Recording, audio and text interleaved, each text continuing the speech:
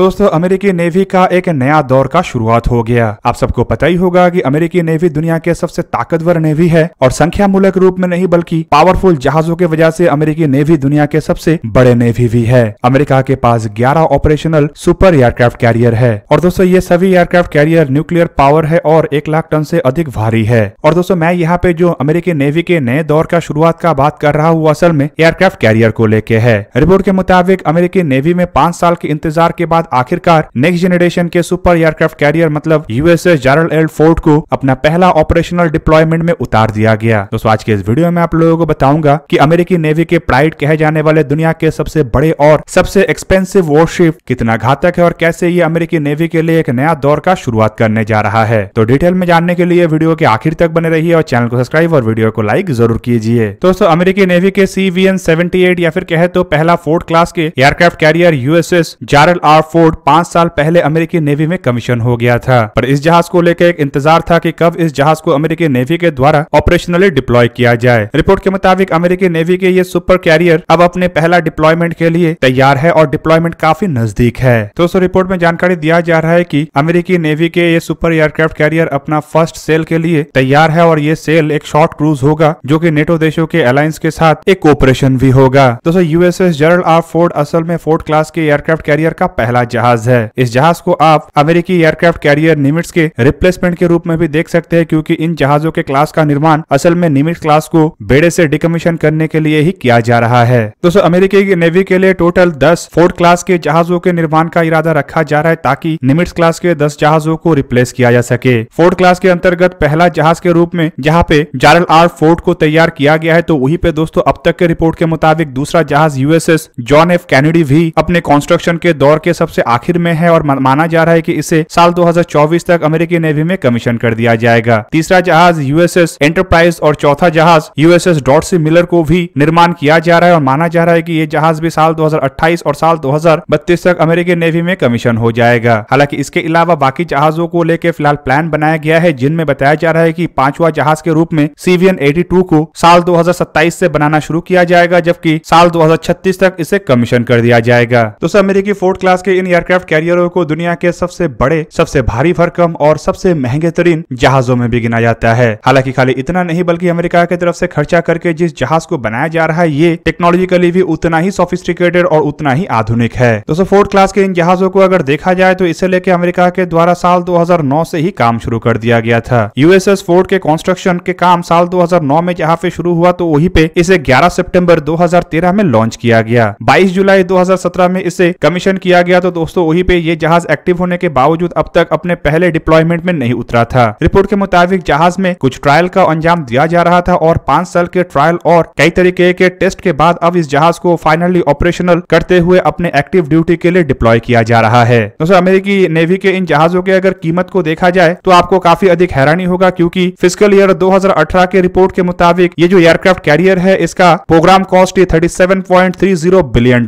है जबकि एक जहाज को बनाने के लिए साल 2018 के फिस्कल ईयर के बजट के मुताबिक 12.998 मतलब करीबन $13 बिलियन खर्चा हो रहा है। हालांकि दोस्तों समय गुजरने के साथ साथ ये अमाउंट और बढ़ेगा क्योंकि इसमें इन्फ्लेशन रेट को भी जोड़ा जाता है। दोस्तों जहाजों की कीमत आप इससे ही अंदाजा लगा सकते हैं कि पाकिस्तान के जो टोटल डिफेंस बजट है वही $7 बिलियन के आसपास है जबकि ये जहाज $13 बिलियन के लागत का है मतलब करीबन पाकिस्तान के 2 साल के डिफेंस बजट के बराबर का है। दोस्तों फोर्ड क्लास के इन एयरक्राफ्ट कैरियरों को अगर देखा जाए तो फुल्ली लोड कंडीशन में ये जो जहाज है ये 1 लाख टन तक भारी है। दोस्तों जहाज के अगर वजन को भारत के एयरक्राफ्ट कैरियर मतलब INS विक्रांत के साथ कंपेयर किया जाए तो भी आप लोगों को अंदाजा लग जाएगा कि ये जहाज असल में कितना बड़ा और कितना भारी भरकम है। INS विक्रांत जहाँ पे 44,000 टन वजनी है तो वहीं पे इसके मुकाबले में दुगना से भी अधिक भारी है ये फोर्ड क्लास के जहाज। जहाज के आकार को अगर देखा जाए तो इसका लंबाई 333 मीटर से लेके 337 मीटर तक है मतलब करीब करीब ये 1092 फीट लंबा से लेके 1106 फीट तक लंबा है। जहाज के अगर चौड़ाई को देखा जाए तो इसके जो फुल डेक है उसका चौड़ाई 78 मीटर मतलब 256 फीट है जबकि इसके वाटर लाइन में चौड़ाई करीबन 41 मीटर मतलब 134 फीट चौड़ा है। दोस्तों जहाज के अगर हाइट मतलब ऊंचाई देखा जाए तो ओवरऑल ये करीबन 76 मीटर ऊंचा है मतलब 250 फीट ऊंचा है जबकि इसका ड्राफ्ट करीब करीब 12 मीटर मतलब 39 फीट है। जहाज में 25 मंजिला है मतलब इसमें टोटल 25 अलग अलग डेक्स है। जहाज में पावर के रूप में 2 A1B प्रेशराइज्ड वाटर रिएक्टर मतलब न्यूक्लियर रिएक्टर का इस्तेमाल किया गया है जो 93.5% एडवांस यूरेनियम का इस्तेमाल करता है। और इसके अलावा दोस्तों इस जहाज में इन रिएक्टरों के साथ 4 शाफ्ट का इस्तेमाल किया गया है और एक्सिस के सहारे ये जहाज 30 नॉट मतलब 56 किलोमीटर पर आवर के रफ्तार से आगे बढ़ सकता है। दोस्तों जहाज के जो रेंज है वो अनलिमिटेड है, क्योंकि यूरेनियम खत्म होने तक ये बिना रिफ्यूलिंग के चल सकता है। लेकिन दोस्तों बताया ये जा रहा है कि इन जहाजों को इस तरीके से बनाया जा रहा है कि इसे अपने लाइफ में एक बार कम से कम यूरेनियम रिफिल करना पड़ेगा। जहाज के सर्विस लाइफ करीब करीब 50 साल है। मतलब अगर इस जहाज को साल 2017 में कमीशन किया गया है तो कम से कम ये साल 2067 तक चलेगा। दोस्तों इतने भारी भरकम और इतने बड़े जहाज को ऑपरेट करने के लिए भी काफी अधिक मात्रा में क्रू मेंबर का आवश्यकता है, जिनमें बताया जाता है कि कम से कम 508 ऑफिसर्स और 3789 अन्य क्रू मेंबर का इसमें आवश्यकता है, जिनमें जहाज के क्रू मेंबर ही केवल मात्र 2600 है। जहाज में कई तरीके के आधुनिक सेंसर्स और मल्टीफंक्शनल रडार का इस्तेमाल किया गया है, जिनमें बताया जाता है कि AN/SPY-3 मल्टीफंक्शनल रडार भी शामिल है, जो कि एक X-band active electronical scan array radar है। जबकि इसके अलावा AN/SPY-4 वॉल्यूम सर्च रडार भी है, जो कि एक S-band active electronically scan array radar है। AN/SPY-6 वॉल्यूम सर्च रडार भी इसमें इस्तेमाल किया गया और ये भी S-band active electronical scan array radar है। जहाज में हथियारों का भी इस्तेमाल किया गया और रिपोर्ट के मुताबिक इसमें सरफेस टू एयर मिसाइल के रूप में 2